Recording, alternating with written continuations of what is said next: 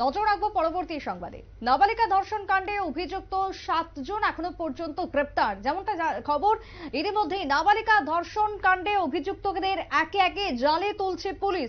2 নাবালিকা গণধর্ষণ কাণ্ডে গ্রেপ্তার এখনো পর্যন্ত 7 জন। শ্রীনগর থানাধীন এলাকায় গত 13 এপ্রিল 2 নাবালিকাকে গণধর্ষণ করা হয়।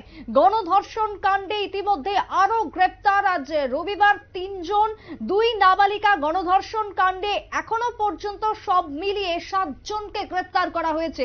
শ্রীনগর থানার পুলিশ গ্রেপ্তার করেছে 7 অভিযুক্তকে, যার মধ্যে 4 জন সাবালক এবং 3 জন নাবালক রয়েছে গণধর্ষণ কাণ্ডে।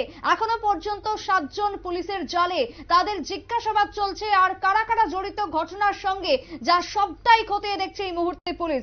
তবে 3 জন নাবালক এবং 4 জন সাবালক এখনো পর্যন্ত গ্রেপ্তার পুলিশের জালে। কি বক্তব্য উঠে এসেছে শ্রীনগর থানার, শুনুন। কতজন এখন অবধি আপনারা জায়গা তুলতে পারছেন? গত 13 তারিখের আমরা থানার একটা 2 নাবালিকার ধর্ষণ কাণ্ডে ইনফরমেশন পাওয়ার সঙ্গে সঙ্গে আমরা একটা কেস নিয়ে তদন্ত করি। আমরা তদন্তে নেমে প্রথমে 3 জনকে আমরা আটক করি, পরবর্তী সময় আরও একজনকে আমরা অ্যারেস্ট করি।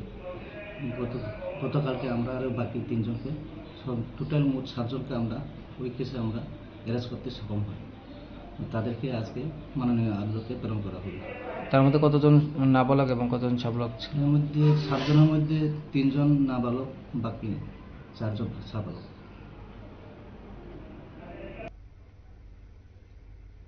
আপনারা শুনলেন পুলিশের বক্তব্য।